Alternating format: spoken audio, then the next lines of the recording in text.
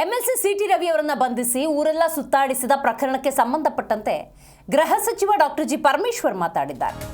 ಮಾತ್ರವಲ್ಲ, ಗೃಹ ಸಚಿವ ಪರಮೇಶ್ವರ್ ನೇತೃತ್ವದಲ್ಲಿ ಮಹತ್ವದ ಸಭೆಯನ್ನು ನಡೆಸಿದ್ದಾರೆ. ಬೆಳಗಾವಿ ಪೊಲೀಸ್ ಕಮಿಷನರ್ ಕಚೇರಿಯಲ್ಲಿ ನಡೆದಿರುವಂತಹ ಮೀಟಿಂಗ್ ಇದು. ಘಟನಾವಳಿಗಳ ಕುರಿತಂತೆ ಮಾಹಿತಿಯನ್ನ ಪಡೆಯುತ್ತಿದ್ದಾರೆ ಡಾಕ್ಟರ್ ಜಿ ಪರಮೇಶ್ವರ್. ಪ್ರಕರಣದ ಬಗ್ಗೆ ಮಾಹಿತಿ ನೀಡದೆ ಹೋಗಿದ್ದಕ್ಕೆ ಗೃಹ ಸಚಿವರು ಕೊಂಚ ಗರಂ ಕೂಡ ಆಗಿದ್ದಾರೆ. ಬಿಜೆಪಿ ಮಾಡ್ತಿರುವಂತಹ ಆರೋಪ ಇದೇನೆ. ಈಗ ಅವ್ರನ್ನ ಬೆಂಗಳೂರಿಗೆ ಕರ್ಕೊಂಬರ್ಬೇಕಾಗಿತ್ತ ಸಿಟಿ ರವಿನ? ನೇರವಾಗಿ ಕರ್ಕೊಂಬರ್ಬೇಕು. ಖಾನಾಪುರವರೆಗೂ ಹೋಗೋ ಅಗತ್ಯ ಏನಿತ್ತು? ಕಬ್ಬಿನ ಗದ್ದೆ ಹತ್ರ ಹೋಗೋ ಅಂಥ ಅಗತ್ಯ ಏನಿತ್ತು? ಕ್ವಾರಿ ಬಳಿ ಹೋಗೋ ಅಂಥದ್ದು ಅಗತ್ಯ ಏನಿತ್ತು? ಯಾವುದೋ ಬ್ರಿಡ್ಜ್ ಹತ್ರ ಹೋಗೋ ಅಂಥ ಅಗತ್ಯ ಏನಿತ್ತು ಅಂತ.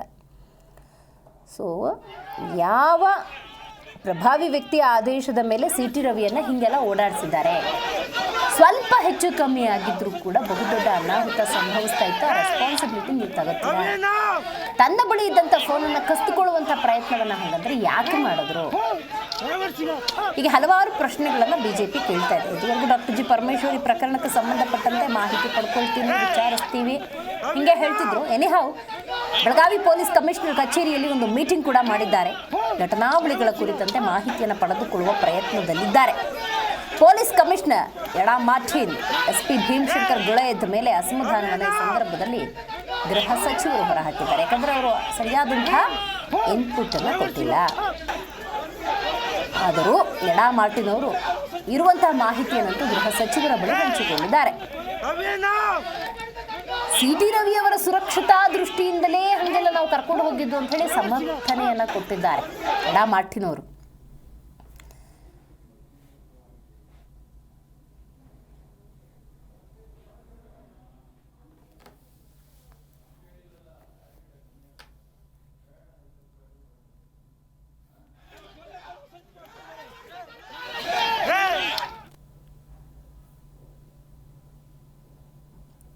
Doctor G Parameshwar Belagavi police commissioner ಕಚೇರಿಯಲ್ಲಿ ಸಭೆಯನ್ನು ಮಾಡ್ತಿದ್ದಾರೆ.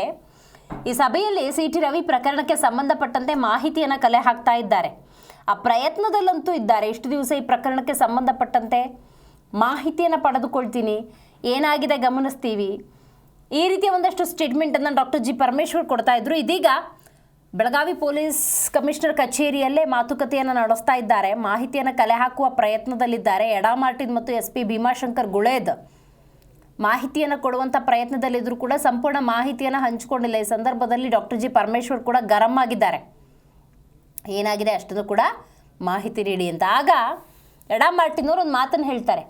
ಸಿಟಿ ರವಿ ಅವರು ಪ್ರಭಾವಿ ವ್ಯಕ್ತಿ, ದೊಡ್ಡ ವ್ಯಕ್ತಿ, ರಾಜಕೀಯ ವ್ಯಕ್ತಿ, ಹಲವು ಬಾರಿ MLA ಆದವರು, ಸದ್ಯ MLC, ಅವ್ರಿಗೆ ಸುರಕ್ಷತೆ ಕೊಡೋದು ನಮ್ಮ ಕರ್ತವ್ಯ. ಸುರಕ್ಷತಾ ದೃಷ್ಟಿಯಿಂದನೇ ಊರೂರು ಅಳಿಸ್ಬಿಟ್ವಿ ಅಂತ. ಅಂದರೆ ಅವ್ರನ್ನ ಸೇಫ್ ಗಾರ್ಡ್ ಮಾಡ್ತಾ ಇದ್ವಿ ಎಂಬ ಅರ್ಥದ ಮಾತುಗಳನ್ನು ಆಡಿದ್ದಾರೆ. ಆ ಸಮಜಾಯಿಷಿಯನ್ನು ಡಾಕ್ಟರ್ ಜಿ ಪರಮೇಶ್ವರ್ ಅವರು ಹೆಂಗೆ ಸ್ವೀಕಾರ ಮಾಡ್ತಾರೆ ನೋಡಬೇಕು. ಇನ್ನು ಕಮಿಷನರ್ ಕಚೇರಿಗೆ ಬಿಜೆಪಿ ನಿಯೋಗ ಭೇಟಿ ಕುರಿತಂತೆ ಗೃಹ ಸಚಿವರ ಗಮನಕ್ಕೂ ಕೂಡ ಎಡಾ ಮಾರ್ಟಿನ್ ತಂದಿದ್ದಾರೆ. ಹೌದು,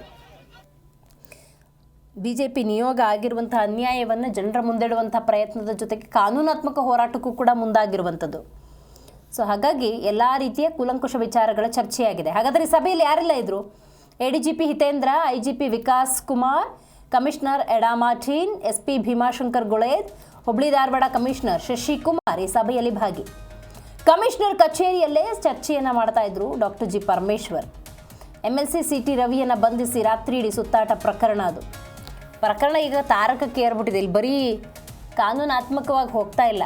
ನಿನ್ನೆ ಲಕ್ಷ್ಮೀ ಹೆಬ್ಬಾಳ್ಕರ್ ಅವರಂತೂ ನೀವು ಆ ಮಾತನ್ನು ಹೇಳಿಲ್ಲ ಅನ್ನೋದೇ ಸ್ಪಷ್ಟವಾಗಿದ್ದರೆ ನೇರವಾಗಿ ಧರ್ಮಸ್ಥಳ ಮಂಜುನಾಥನ ಬಳಿ ಬನ್ನಿ, ಪ್ರಮಾಣ ಮಾಡಿ, ಹೇಳಿಲ್ಲ ಅಂತ ಹೇಳಿ ನೋಡೋಣ ಅಂತ ಹೇಳಿ ಸವಾಲಿಸ್ತಿದ್ದಾರೆ.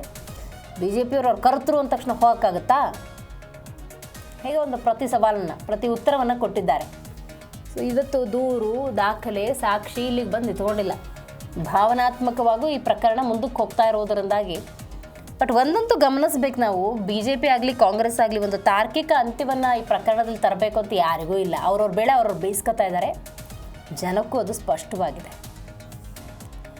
ಒಬ್ಬರ ಮಾತನ್ನು ಹೇಳಿಲ್ಲ ಅಂತಾರೆ ಸಿಟಿ ರವಿ ಮತ್ತು BJPಯ ಬಳಗ. ಮಗದೊಂದು ಕಡೆ ಹೇಳೇ ಇದ್ದಾರೆ, ನಾವು ಸಾಕ್ಷಿನ ಒದಗಿಸಿದ್ದೇವೆ ಅಂತ ಹೇಳಿ ಕಾಂಗ್ರೆಸ್ನವರು ಕೂಡ ಹೇಳ್ತಾ ಇದ್ದಾರೆ.